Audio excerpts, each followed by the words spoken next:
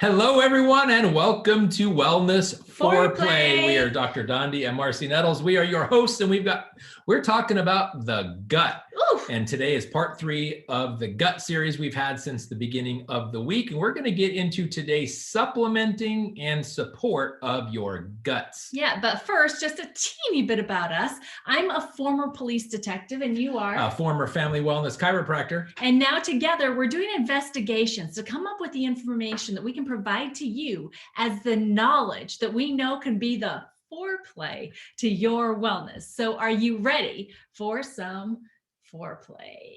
I think so. We need a little disclaimer. We are giving advice and we are giving information, but we are not trying to promote anything about diagnosing, treating, curing, mitigating any disease. Well, yes, preventing. It could prevent potentially. Yes, we are just giving information today. We may make you laugh. We may make you cry. We may make you shake your head. We may even make you tune out, but that's okay. You might even go, oh my God, did she really say that? That's a guarantee. But we are here to simply give you information. What you do with it is up to you. We are not giving medical advice. No, we're not. But we are here for episode 5, all around your gut and your healthy gut, right? And so this is actually part 3 in this series where we're going to be talking about gut health supplements and support. Okay, so there's going to be, in every single episode, we're going to have one primary topic, and we're going to pick 4 questions that we're going to answer during the episode. So the questions for today's episode are, the first one is, does a healthy gut need support and why? The second question is, what kinds of things can be done to support a healthy gut? The third question is, what are pre, pro, and postbiotics?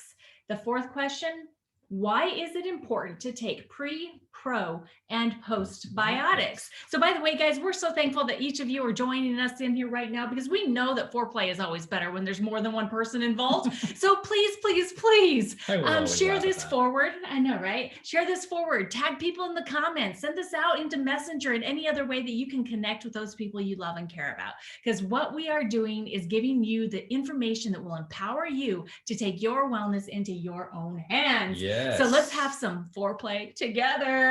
All right, let's start with question number 1. Are you ready? All right, so does a healthy gut need support and why? So I would say yes, absolutely, because we have fluctuating diets, we have stress, we have sleep, artificial ingredients like sweeteners, preservative, GMOs in our food.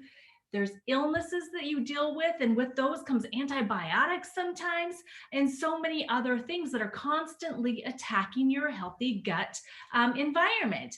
So this causes the need for support, right? To help maintain the health in your gut. So I know for me, it's like, I know that my gut has been attacked on many occasions because I have had antibiotics several times in my lifespan. I've had many prescription medications for pain and for different problems that I had from surgeries, from the car accident that actually ended my career in law enforcement. So I know there's been many times that I've introduced things into my gut environment that has really damaged it, even though I try really hard on most of the time to eat well, and I try to get sleep, but because of those other things that I'm constantly having to fight against, that outside environment that tries to get inside our guts, right? I'm also very cognizant that I need to make sure that I'm supporting my gut. So does any of that resonate with any of you? When you're listening to this, have you been sick? Have you ever taken any antibiotics? Have you ever been on any painkillers, whether it's over the counter or from your doctor? I mean, there's so many things. Do you have any stress in your life? Right. Antibiotics is a big one, because when people get sick, one of the common things that their doctors give them is antibiotics. And the thing about antibiotics is the name. I mean, think about it. Anti means against, bio means life. So when you take antibiotics, it kills all bacteria. It's kind of like, if you can imagine a war where you've got good guys fighting bad guys, and then you just drop a bomb right in the middle of the war and kill everybody. That's what antibiotics do. When you heard Marcy talking about pro and postbiotics, that's fortifying the good guys. So when you've got an opportunity to fortify the good guys when you're being attacked by something, and let your body fend for itself versus taking an antibiotic, because now, do antibiotics work? Yeah, they do work. The problem is the state they leave your gut in after they work. It's very neutral. It kills all the bacteria. So you've got to refortify the bacteria. And that's just after antibiotics. But you also eat differently. Some days you eat clean. Some days you eat fast food. Some days you eat fried food. Some days you eat ingredients that you can't even pronounce all the ingredients, or you eat food that you can't pronounce the ingredients, that has like red number 5 and blue number 2 and all of those types of things, and those things that have like 27-letter words. That's the reason why you need to constantly be supplementing and supporting your gut, because you're constantly feeding it. And sometimes it's good, sometimes it's not. When it's not, you challenge your body. You want to make sure that you always have the upper hand. So by feeding it and supplementing it and supporting it is the best thing you can do. Yeah, absolutely. So just know there's always going to be those outside assaults coming in. So you got to make sure that you're fighting the battle well on the inside, right? Yes. Inside your gut. So ready for question number 2? Let's do it. Let's do it. So question number 2 is, what kinds of things can be done to support a healthy gut? So we've got diet. You need to avoid inflammatory and acidic foods. You need to do exercise. Yes, let's just stop there. Okay. Inflammatory foods. If you do a search, an internet search of inflammatory foods, you're going to get a big list. Huge. And if you remember last episode, I talked about this book, Eat Right for Your Type. When you know what your blood type is, and if you don't know, when you buy this book, it gives you a kit where you can figure it out. When you know what your blood type is, there is a list in there of good proteins, good carbohydrates, good fats. If you take that book with you shopping, you will do so good for your gut. But a lot of times people eat badly and their gut suffers as a result of it, specifically acidic foods and inflammatory foods. If you did a search on that, it'll really help. Yeah. And I found that acidic foods really affect me, even like coffee. I used to love coffee, and I don't drink coffee anymore because of the acidic nature of that Acid beverage. Is bad. Yeah. Yeah. And in fact, just on acid, if you've ever heard of pH, when something is pH balanced, it's between alkaline on the high side, acid on the low side. You want to be like somewhere between 6 and 7 for a human on average. But acidic foods, here's an interesting thing. No disease exists in an alkaline or pH balanced environment. Not one.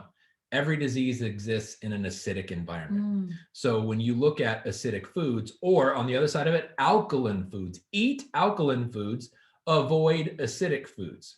Very, very important. Yeah. Okay. So the next thing that we have here is exercise. Exercise. Huge. One of the things that we were going to bring attention to is rebounders. Oh, we should have brought it. So you could be bouncing in the background. So rebounders, those mini trampolines, getting on those for like 10, 15 minutes. It gets your heart rate up. It gets your blood flowing. And what else does it do? Too. Right? Yes. Huge. Let's talk about because something about like our blood vessels. If you've ever, the reason why you can find your pulse is because your arteries are actually pumping. They're what's called contractile. So the reason they pump is to keep your blood. So if you can imagine on your arm, it'll pump here, it'll pump here. As the muscle contractions of your blood vessels go down, it's what moves the blood through. Your lymph system doesn't do that. Yeah. Your lymph system is not contractile. So it requires your body to move. And most people are quite sedentary. So if you're quite sedentary and you have a hard time getting off the couch, get a rebounder and just jump up and down. You can actually stay in place, but you're getting motion through your body. You're moving lymph through your body. And for you guys that don't want to go get a mini trampoline, jump on your bed.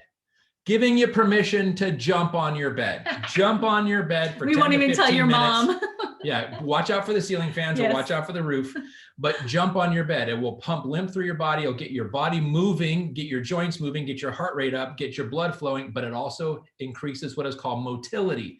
Motility is the movement in your intestines, which is super important. Yeah, and then guys, we've given you so much information about sleep. We will be coming to you with an additional episode specifically on sleep, because there is so much that we can talk about around sleep. And then also reducing stress in your life, whether it's people or it's events, finding ways to reduce that stress. These are all things that you can do to support your healthy gut, because it's so important. What is happening around you affects everything that's going on inside of you as well. And then you can also utilize amazing things like peppermint oil. Yeah, peppermint oil if you're into essential oils. If you're not into essential oils, you can get a peppermint plant and just chew on the leaves. And if you don't want to get a plant or the essential oils, you can get some peppermint tea. They make amazing peppermint tea. Yeah. And just steep it in a little bit of warm water, and it's really good. Really, really soothing for the digestion. Yes. And then chamomile. Same chamomile tea, right? Yeah, love chamomile tea. And that's also a great relaxant before bedtime. I love chamomile tea. Chamomile tea nice, with a little hot valerian root in it. Yeah, so good, so good. Out you go. And then ginger. Ginger yes. is good for fresh eating. ginger. Love ginger. Ginger is really good for the internal and mouth. The mouth environment kills bacteria, but it's really, really good to stimulate motility in your intestines and keep the bacteria healthy and happy. Yeah, another one that I love. I mean, because our digestive system is designed to process the food that you take in to be able to break it down into a way that it becomes nutrients that your body can absorb so that your body has what it needs to function and to thrive, right? Yeah. So this next one, L-glutamine, is a really, really good thing. Right we have it in what we're drinking now. And I know that you guys are looking at us right now and you're seeing us in this with liquid that's not just water, because we've talked so much about drinking just water. Well, right now, this is a focus for our guts. And we'll talk about this slightly here in just a moment and explain to you exactly what that is. And then psyllium.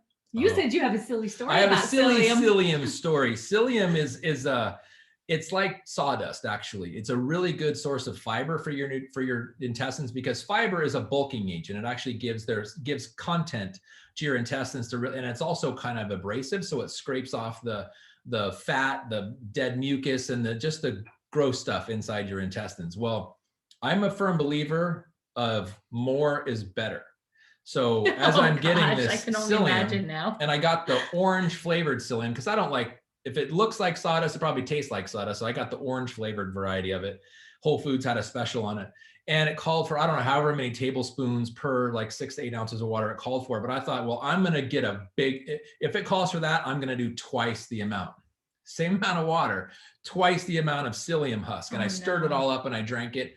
And when it gets in water, it actually swells. That's the whole purpose of using psyllium as a bulking agent or a good fiber source for your intestines. It actually gave me the very severe stomach cramps, and that didn't have a bowel movement for 3 days. It created a plug in my intestines. You don't want to do that. Follow the instructions. I was a young, naive, early 20-year-old when I did that. That was about 30 years ago. But you don't want to do that. So that's an example of using psyllium in a bad way. So you don't have your own silly psyllium story. Yeah. Oh my gosh. Seriously. It was bad. Ugh. Okay. So let's talk about question number 3 then. Okay. Because this is really kind of the big deal one here when we're talking about supplementing and supporting your gut health. And so what are pre, pro, and post biotics? So let's take these one at a time. Can we start with probiotics? That's the one that most people know. Sure. So probiotics, let me read what I've got here, and then we can just totally go into conversation here. So probiotics are live microorganisms that live and work in our guts to help balance out the bad bacteria. So go. They're very, I would say they're very current. So they're trending right now. People are very much aware of probiotics. Probiotics have been around for a long time, but we now supplement them. And you can find them in some grocery stores. You can find them at Whole Foods. You can find them at Trader Joe's. You can find them, you get in health food stores, but you don't have to get them in the refrigerated section. And here's really the kind of the misconception is that you can find them in powder form. You can find them in what are called pearls, like little round balls. You can find them in capsule form. You can find them just in a tub where you take a slight teaspoon or whatever. They're all good, but they're measured in what is called CFU, which means colony forming units. And they're usually measured in the billions, which may be off-putting. People may just be a little confused by 60 billion CFU, which means 60 billion literally colony forming units of bacteria. It's not how many billions you take into your mouth. That's part of it. But it's what gets down into your intestine, specifically the lower part of your small intestine and your large intestine. And when you put these things in your mouth, like powder or capsule, it goes into your stomach acid. And the stomach acid neutralizes most of it. Probably 95% of those CFUs are literally being neutralized or killed in your stomach when they're just powder. So the key is if you could find a delivery system, and it's all about delivery system, that has not a time release outer coating. Capsules don't typically work either. And that's why we take the one that we do. It's got a coating on it that actually gets through the stomach. So 60% of those CFUs get down into the lower part of the small intestine and the large intestine. So you're not spending the money on those tens of billions of CFUs because you're literally wasting it. Yeah. But they're you can find some that are refrigerated. There's some that are not refrigerated, but they're live bacteria that makes your intestines, or what we call the microbiome, your gut, thrive. That's prebiotics. You know, but they need food too. Yeah, that is such a really good point there, that not all probiotics are really equal. No, they're not. And there are so many of them out there, and we just really don't want to go out, because there's a lot of people that are spending quite a bit of money, and really it's not working. Because remember what I said when I was explaining what probiotics are, is that they are live microorganisms. And so that means that we must make sure that they get where they need to be while they are alive. Right. So that's so important. So there is something that they because it is common, it is popular. So there's going to be crafty marketing involved. So you're going to see things like, one of the strains that is very, very common is Lactobacillus acidophilus. You'll see that in milk. You'll see it in yogurt. Well, if you think about it, you're drinking the milk, or which we talked about, we shouldn't be drinking the milk. Let's just say yogurt. Yogurt is fine. It's still a dairy product, but it's got Lactobacillus acidophilus in it. If you take a spoonful of yogurt, it goes into your stomach, it's being neutralized. So even though it's in there, you'll see it with probiotics. It's a big buzzword. It doesn't mean you're getting any value out of it, because your stomach acid is probably going to neutralize it. So it's a great way to sell a product and charge a surplus for the product by putting conscientious marketing, but it doesn't mean you're getting that bacteria down in your intestines. Yeah, great points. Okay, so now, because they are live microorganisms, we also have to make sure exactly that we're providing food to them. So prebiotics, all right? Prebiotics are special plant fibers, normally plant carbs, that help healthy bacteria to grow in your gut, and that is the food for your probiotics. And so it's like, think about this environment. Think about an environment where if you don't have food to eat, how long are you going to live as a human being even, right? It's exactly the same thing. Your gut is an environment. And so we have to make sure that it's balanced, that there's food there for the organisms that are creating this healthy balance, and so that your gut is healthy. Yeah. And so that's what a prebiotic is. It is the food for the probiotic that's going to come in and create balance inside of your gut between the good and the bad bacteria.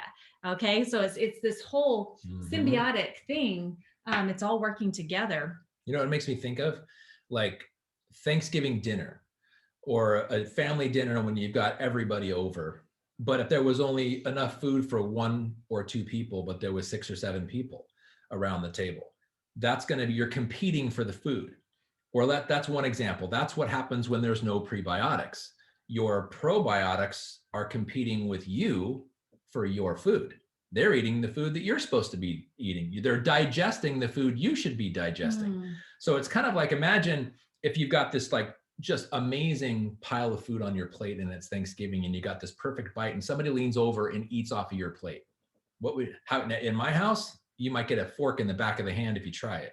But that's the kind of thing, is that you don't want to share your food when it's food that you love, especially when it's nutritious food, which is why prebiotics are so critically important. Prebiotics are the food for the probiotics, so they're not chowing down on your meal. Very interesting there. Yeah. Okay, so no sharing. So I have a question for you. Yeah. Do you eat the same thing over and over and over again? I mean, like for breakfast, lunch, dinner, for snacks, is it always the exact same thing? It's never the exact same thing. No? No. So do you think that we should only provide exactly the same type of environment or microorganisms inside of our gut for those probiotics? Do you think that we need to have more of a diverse type of a palette or plate? Yes, I was wondering if this was a trick plate question. for those probiotics. Yeah. Do you think that's important? If your palate is diverse, your bacteria should also be diverse. Okay. So we need to make sure that we are creating such an environment inside of our gut that everything is balanced out, and that there is something for every single type of bacteria or that's looking for something to eat, right? For everything that comes down into our gut, we need to have something that balances it out. And so this next one, we're going to be talking about postbiotics. This is very new. This is really new to the understanding to the normal people like us, right? And like you guys that are watching this.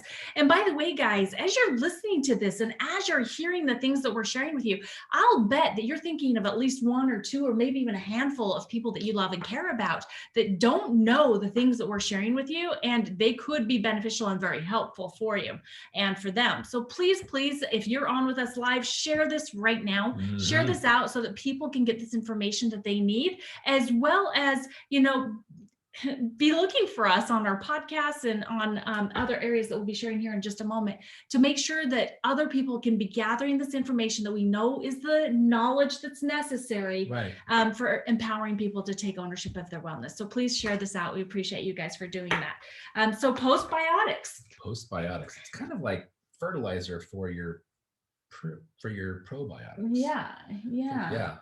It's cool stuff. It's really an interesting thing, and it's so just the way it all works together. Our guts are so complex, but then again, so simple. What amazing creations that we are. So postbiotics is bacteria that helps create that diverse microbiome, which is the environment of your gut.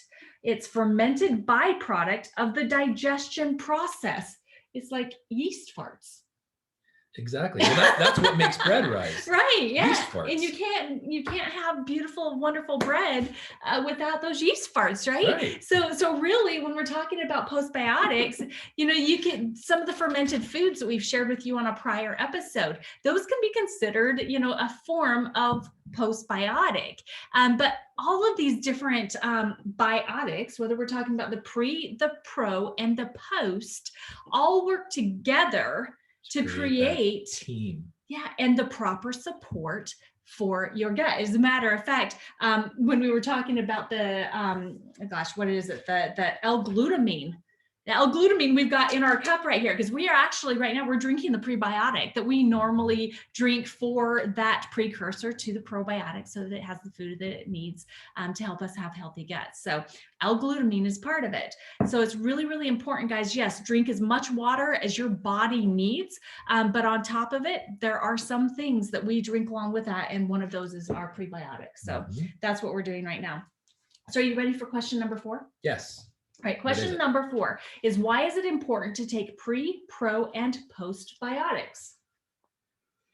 Well, it's just because it sustains life, because you kind of alluded to it with the diversity, because we eat so many different types of foods, because our days are so different. We have good days, we have bad days, we have stressful days where we wake up on time or wake up late. We have days where we wake up on time. We have days where we have a pretty good workload. We have other days where we have an incredibly stressful workload.